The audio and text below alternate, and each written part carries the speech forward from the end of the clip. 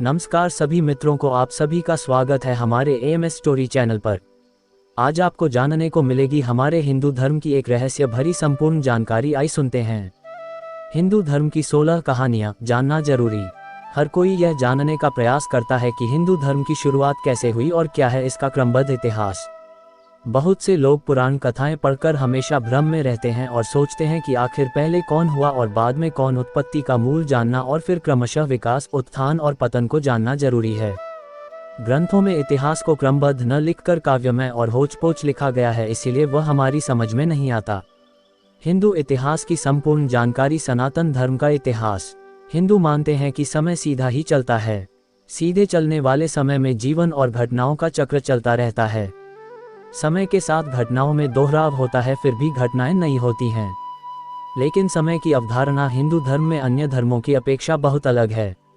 प्राचीन काल से ही हिंदू मानते आए हैं कि हमारी धरती का समय अन्य ग्रहों और नक्षत्रों के समय से भिन्न है। जैसे 365 दिन में धरती का एक वर्ष होता है, तो धरती के मान से 365 दिन में देवताओं का एक दिव्य वर्ष होता है। हिंदू काल अवधारणा सीधी होने के साथ चक्रीय भी है। चक्रीय इस मायने में कि दिन के बाद रात और रात के बाद दिन होता है, तो यह चक्रीय है। लेकिन इसका यह मतलब नहीं कि कल वाला दिन ही आज का दिन है और आज भी कल जैसी ही घटनाएं घटेंगी। राम तो कई हुए, लेकिन हर त्रेतायुग में अलग अलग हुए और उनकी कहानी भी अलग अलग है। पहले त्रेतायुग के राम का दशरथ नंदन राम से कोई लेना देना नहीं है। ये तो ब्रह्मा, विष्णु और शिव ही तय करते कि किस युग में कौन राम होगा और कौन रावण और कौन कृष्ण होगा और कौन कंस। ब्रह्मा, विष्णु और महेश के ऊपर जो ताकत है उसे कहते हैं काल ब्रह्मा। ये काल ही तय करता है कि कौन ब्रह्मा होगा और कौन विष्णु। उसने कई विष्णु पैदा कर दिए हैं कई अन्य धरतियों पर। खैर, उपरोक्त लिखने का आशय यह है कि हिंदू काल निर्धारण अनुसार 4 युगों का मतलब 12,000 दिव्य वर्ष होता है। इस तरह अब तक 4-4 करने पर 71 युग होते हैं।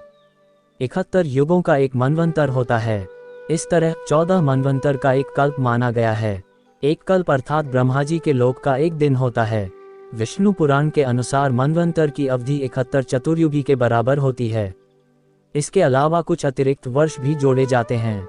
1 मनवंतर = 71 चतुर्युगी = 8,52,000 दिव्य वर्ष = 30,67,20,000 मानव वर्ष।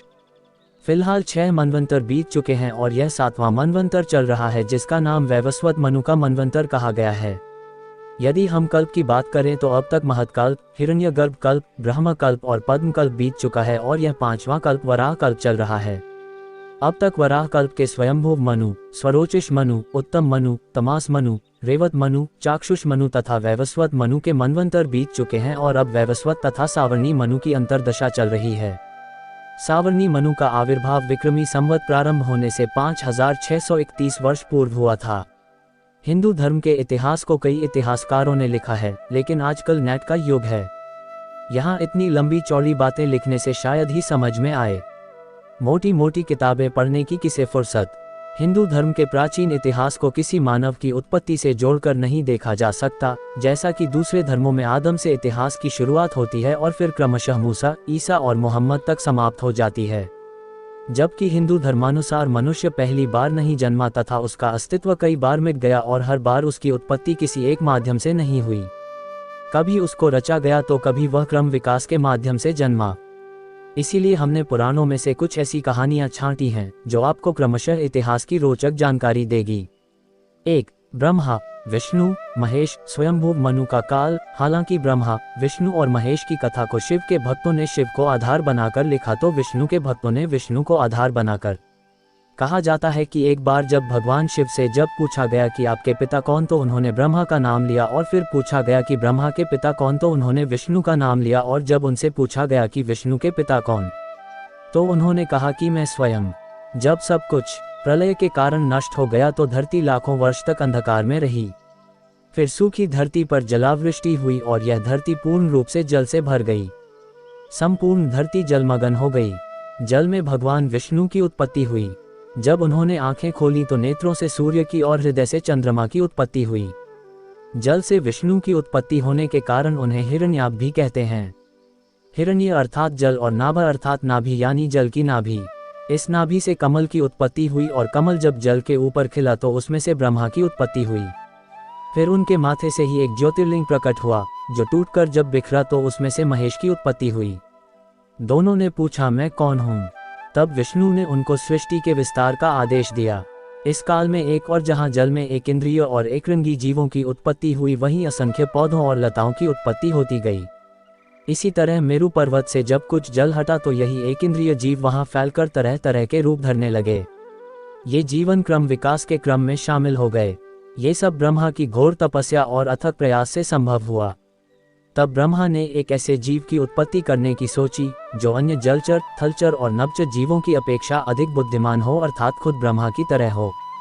ये सोचकर उन्होंने पहले 4 संत कुमारों को जन्म दिया, लेकिन वे कुछ नहीं कर पाए और वे चारों भी ब्रह्मा की तरह तपस्या में लीन हो गए। तब ब्रह्मा ने 10 मानस पुत्रों को उत्पन्न किया, वशिष्ठ, कृतु, पुलह, पुलस्त्य, अंगिरा, अत्रि और मरीचि आदि, और उनसे कहा कि आप मानव जीवन की उत्पत्ति करें, उनको शिक्षा दें और परमेश्वर का मार्ग बताएं। बहुत काल तक जब ये ऋषि तपस्या में ही लीन रहे तो ये देखकर स्वयं ब्रह्मा ने मानव रूप में स्वयंभू मनु और स्त्री रूप में शत्रुपा को जन्म दिया। उन्होंने तब उन दोनों से मानव जाति के विस्तार का आदेश दिया और कहा कि आप सभी धर्मसम्मत वेदवाणी का ज्ञान दें। वेद ईश्वर की वाणी है। इस वाणी को सर्वप्रथम 4 क्रमशः ऋषियों ने सुना। 1 अग्नि, 2 वायु, 3 अंगिरा और 4 आदित्य। परंपरागत रूप से इस ज्ञान को स्वयंभू मनु ने अपने कुल के लोगों को सुनाया, फिर स्वरोचिष, फिर औतमी, फिर तामस मनु, फिर रैवत और फिर चाक्षुष मनु ने इस ज्ञान को अपने कुल और समाज के लोगों को सुनाया। बाद में इस ज्ञान को वैवस्वत मनु ने अपने पुत्रों को दिया। इस तरह परंपरा से प्राप्त ये ज्ञान श्री कृष्ण तक पहुंचा। हिंदू धर्म की शुरुआत की कहानी में सबसे पहले ब्रह्मा और उनके पुत्रों की कहानी का अधिक महत्व है, उसके बाद विष्णु और महेश के शिष्यों और भक्तों की कहानी का अधिक महत्व है। महेश ने ब्रह्मा के पुत्र दक्ष की बेटी सती से विवाह किया और विष्णु ने ब्रह्मा के पुत्र भृगु की बेटी लक्ष्मी से विवाह किया। इस तरह ब्रह्मा, विष्णु और महेश ने संपूर्ण धरती पर देव, दैत्य, दानव, राक्षस, मानव, किन्नर, वानर, नाग, मल आदि हजारों तरह के जीवों की रचना की। उल्लेखनीय है कि स्वयंभू मनु के कुल में भगवान ऋषभदेव हुए। ऋषभदेव स्वयंभू मनु से 5वीं पीढ़ी में इस क्रम में हुए स्वयंभू मनु, प्रियव्रत, अग्निघ्र, नाभि और फिर ऋषभ। ऋषभदेव ने प्रजा को जीवन के निर्वाह हेतु असी, मसी, कृषि, वाणिज्य, विद्या, शिल्प आदि की शिक्षा दी। इनका नंदा व सुनंदा से विवाह हुआ। इनके भरत व बाहुबली आदि 100 पुत्र हुए। भरत के नाम पर ही इस अजनाबखंड का नाम भारतवर्ष रखा गया। 2 ऋषि कश्यप, हिरण्यकश्यप और हिरण्याक्ष। जैसा कि हम पहले बता चुके हैं कि संपूर्ण धरती पर पहले जल ही था। जल जब हटा तो धरती का सर्वप्रथम हिस्सा जो प्रकट हुआ वह मेरु पर्वत के आसपास का क्षेत्र था। ये पर्वत हिमालय के बीचों बीच का हिस्सा है। यहीं पर कैलाश पर्वत है। कश्मीर को कश्यप ऋषि के कुल के लोगों ने ही बसाया था। ऋषि कश्यप एक ऐसे ऋषि थे जिन्होंने बहुत सी स्त्रियों से विवाह कर अपने कुल का विस्तार किया था। आदिम काल में जातियों की विविधता आज की अपेक्षा कई गुना अधिक थी। ऋषि कश्यप ब्रह्माजी के मानस पुत्र मरीचि के विद्वान पुत्र थे।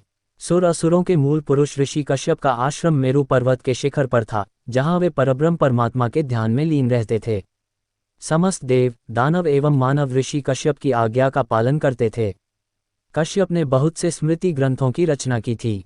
पुराण के अनुसार सृष्टि की रचना और विकास के काल में धरती पर सर्वप्रथम भगवान ब्रह्माजी प्रकट हुए। ब्रह्माजी से दक्ष प्रजापति का जन्म हुआ। ब्रह्माजी के निवेदन पर दक्ष प्रजापति ने अपनी पत्नी असिकनी के गर्भ से 66 कन्याएं पैदा की। इन कन्याओं में से 13 कन्याएं ऋषि कश्यप की पत्नियां बनी। मुख्यतः इन्हीं कन्याओं से सृष्टि का विकास हुआ और कश्यप सृष्टिकर्ता कहलाए। उल्लेखनीय है कि ब्रह्मा के पुत्रों के कुल के लोगों ने ही आपस में रोटी बेटी का संबंध रखकर कुल का विस्तार किया। कश्यप की पत्नियां इस प्रकार ऋषि कश्यप की अदिति, दिति, दनु, काष्ठा, अरिष्टा, सुरसा, इला, मुनि, क्रोधवशा, ताम्रा, सुरभि, सुरसा, तिमि, विंता, कद्रु, पतांगी और यामिनी आदि पत्नियां बनी। इन पत्नियों की कहानी भी बड़ी रोचक है। हिंदुओं को इनकी कहानियां पढ़ना चाहिए। 1 अदिति। पुराणों के अनुसार कश्यप ने अपनी पत्नी अदिति के गर्भ से 12 आदित्यों को जन्म दिया, जिनमें भगवान नारायण का वामन अवतार भी शामिल था। ये 12 पुत्र इस प्रकार थे: विवस्वान, सूर्य, अर्यमा, पूषा, त्वष्टा, विश्वकर्मा, सविता, भग, धाता, विधाता, वरुण, मित्र, इंद्र और त्रिविक्रम भगवान वामन। माना जाता है कि ऋषि कश्यप के पुत्र विवस्वान से वैवस्वत मनु का जन्म हुआ। महत्वपूर्ण महाराज वैवस्वत मनु को इक्ष्वाकु, नृग, धृष्ट, शर्याति, नरिश्यन, प्रांशु, नाभाग, दिष्ट, करुष और पृषद्र नामक 10 श्रेष्ठ पुत्रों की प्राप्ति हुई। इनके ही कुल में आगे चलकर राम हुए। ये सूर्यवंशियों का कुल था, जबकि चंद्रवंशियों की उत्पत्ति ब्रह्मा के पुत्र अत्रि से हुई थी। ब्रह्मा से अत्रि, अत्रि से चंद्रमा, चंद्रमा से बुध, बुध से पुरुरवा, पुरुरवा से आयु, आयु से नहुष, नहुष से यति, ययाति, संयाति, आयति, व्ययाति और कृति नामक 6 महाबल विक्रमशाली पुत्र हुए। इधर सूर्यवंश ब्रह्मा से मरीचि, मरीचि से कश्यप और कश्यप से विवस्वान, सूर्य विवास्वान से वैवस्वत मनु का जन्म हुआ। 2. दिति। कश्यप ऋषि ने दिति के गर्भ से हिरण्यकश्यप और हिरण्याक्ष नामक 2 पुत्र एवं सिन्हिका नामक एक पुत्री को जन्म दिया। श्रीमद् भागवत के अनुसार इन 3 संतानों के अलावा दिति के गर्भ से कश्यप के 49 अन्य पुत्रों का जन्म भी हुआ, जो कि मरुंदन कहलाए। कश्यप के ये पुत्र निसंतान रहे, जबकि हिरण्यकश्यप के 4 पुत्र थे, अनुहल्लाद, हल्लाद, भक्त प्रहलाद और संहलाद।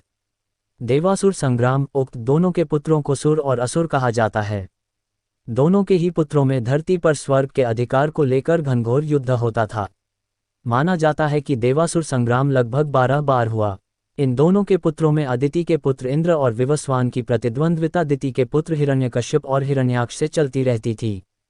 अदिति के पुत्र वरुण देव और असुर दोनों को ही प्रिय थे, इसलिए उनको असुरों का समर्थक भी माना गया है। वरुण देव जल के देवता हैं। हिरण्याक्ष भयंकर दैत्य था। वह तीनों लोकों पर अपना अधिकार चाहता था। हिरण्याक्ष का दक्षिण भारत पर राज था। ब्रह्मा से युद्ध में अजेय और अमरता का वर मिलने के कारण उसका धरती पर आतंक हो चला था। हिरण्याक्ष भगवान वराह रूपी विष्णु के पीछे लग गया था और वह उनके धरती निर्माण के कार्य की खिल्ली उड़ाकर उनको युद्ध के लिए ललकारता था। वराह भगवान ने जब रसातल से बाहर निकलकर धरती को समुद्र के ऊपर स्थापित कर दिया, तब उनका ध्यान हिरण्याक्ष पर गया। आदि वराह के साथ भी महाप्रबल वराह सेना थी। उन्होंने अपनी सेना को लेकर हिरण्याक्ष के क्षेत्र पर चढ़ाई कर दी और विंध्यगिरि के पाद प्रसूत जल समुद्र को पार कर उन्होंने हिरण्याक्ष के नगर को घेर लिया। संगमनेर में